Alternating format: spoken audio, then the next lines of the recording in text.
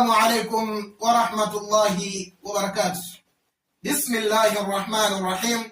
الحمد لله والصلاة والسلام على رسول الله صلى الله عليه وسلم. يقول تبارك وتعالى: والفجر وليال عشر والشفع والوتر. Hivi mja wa Allah tabarak wa taala watambua kwamba Allah tabarak wa taala ameapa kwa zama za alfajr, lakini pia Allah tabarak wa taala ameapa katika zama za masiku 10 ya Dhulhijja, lakini pia Allah tabarak wa taala ameapia masiku ya shafu wal watr. Hivi mja wa Allah tabarak wa taala, unajua ni kwa nini Allah tabarak wa taala ameapia washafu wal watr? Zingatia haya yafuatayo ili ujue uzito wa shafu wal watr, kwamba kwa nini Allah ameapia masiku haya mawili. Washafu yaumun nahar, Allah tabarak wa taala ameapia kwa usiku ile ambayo mahujaji wanamaliza hija yao, wanaingia katika ibada ya kuchinja, ambayo Allah tabarak wa taala alimueleza Mtume sallallahu alaihi wasallam, fasalli li rabbika wanhar.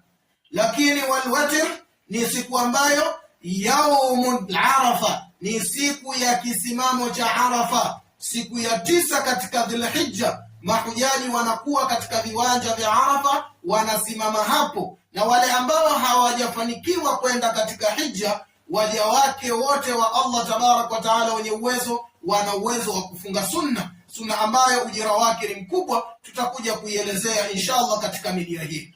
Allah tabarak wa taala akaapia katika siku hizi mbili, siku ya kuchinja na siku ya Arafa. Siku ya kuchinja ni siku ambayo mja wa Allah tabarak wa taala uzito wake unapatikana kwa baba yetu Ibrahim alayhi salatu wassalam, kipindi ambacho Allah tabarak wa taala amemuonesha muujiza mkubwa baba yetu Ibrahim alayhi salatu wassalam pale aliponadhiria kumchinja mtoto wake Ismail. Allah tabarak wa taala kwa kumuonesha kwamba ibada ya kuchinja ni muhimu, Allah tabarak wa taala usiku alimuotesha baba yetu Ibrahim kwamba atachinja mfugo.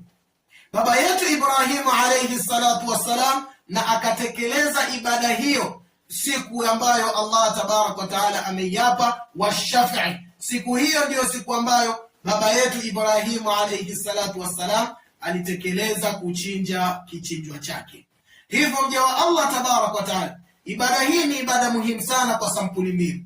Sampuli ya kwanza, mja wa Allah tabarak wa taala ujue kwa kutekeleza ibada ya kuchinja, wewe unakuwa unamuadhimisha Allah tabarak wa taala na kumkumbuka Allah tabarak wa taala, kama alivyosema Allah tabarak wa taala,